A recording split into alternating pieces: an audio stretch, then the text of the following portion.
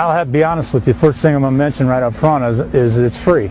I like the service when it's free because, you know, you can tie up a lot of money in different services, and from experience I found out that sometimes you can pay a lot of money and you may not be getting that much out of it.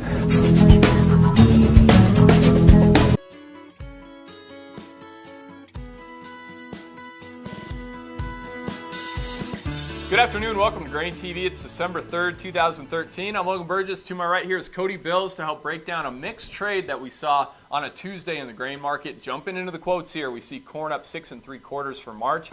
January beans down 1.5 pennies, and we had Chicago wheat down 6.5 cents. We're happy to announce we now have a great mobile trading app available here at GrainHedge. If you want to take a demo of it for yourself, visit us at grainhedge.com. It's available now for iPhone, iPad, Android, and tablet. Cody, like I said, though, a mixed trade today. We saw relative strength out of corn and wheat. Soybeans kind of ground lower here in a mixed trade. We had some positive action, ending the day down 1.5 pennies, as I said. What's your take on that market? Well, you know, yesterday we had a very ugly-looking candle, and I suspected that it would kind of usher in a follow-through. We did get that follow-through in the overnight session. We were down as much as 7 cents. Yeah. But then in the morning, we rallied right back up. We had a pretty strong morning. Unable to hold on to those gains, though. We just kind of trickled lower for the remainder of the day. My thoughts are we had a little bit of support here from the highs that we set back in kind of in November. I think that was offering up a little bit of support today. Wouldn't be surprised if we chop around these levels maybe for another day or two, but I think we'll resume this this fall here, maybe down to 13. If through 13, could get down around that 12.91. That's an area where the 50 and the 100-day moving average are both crossing right now. When you get those two averages together, oftentimes it can add a little bit more potency to that as an indicator and a support level. Yeah, you know, Cody, I agree with you. I think today's action was largely technical. We certainly had a couple stories, though, in the market that weren't helping the bean market out. First of all, being Informa here raising expected Brazilian production to 88 million tons. But in general, though, that's in line with what the USDA came out with in November, so not a major story there. One story, though, that's kind of developing at the moment seems to be this China story. We saw a cargo of corn rejected recently by the Chinese, and there's some concern that we may see that for soybeans as well. So that's another story that didn't help out the action today. I agree with you, though. I think it was largely technical. Corn, though, seems like a little bit of a different story. I know you talked about it yesterday on GrainTV. A pretty supportive candle here was printed, and we saw a little bit of follow-through in today's action. Yeah, absolutely. You know, Logan, you mentioned that China story, and that's pretty bad news.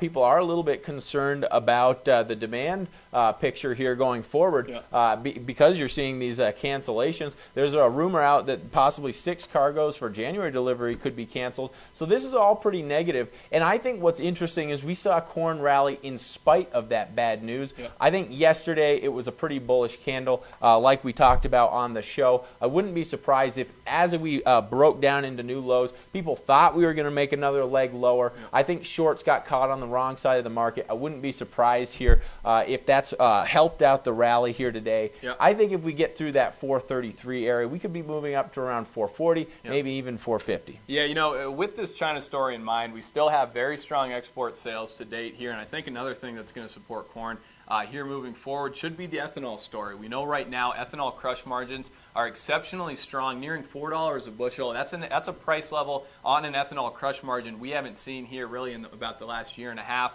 In large part, that has to do with how much ethanol has been rallying here over the last week and a half or so, 2 weeks. Bottom line, though, right now ethanol facilities have a lot of incentive to crush corn. I think we're going to see that start carrying over into futures, and we've talked about it on GrainTV here. That's a big-time basis story. We continue to see ethanol facilities very aggressively bidding corn, so if you have an ethanol facility near you, but you may not always sell your grain to that ethanol facility, it might be a good time to see what they're bidding. It might pay to truck it a little bit further than what you might normally. Yeah, and of course, you know, you call them up, you might even be able to negotiate a little bit more of a premium if you sell a little bit more volume to them. So the bottom line here is that it looks very interesting with corn having a little bit of relative strength. That's certainly a role reversal from what we were used to in the last month here. Other than that, guys, that wraps up today's show. And if you have any questions about what we talked about, you can always give us a call at 877-472-4607. And remember, you can go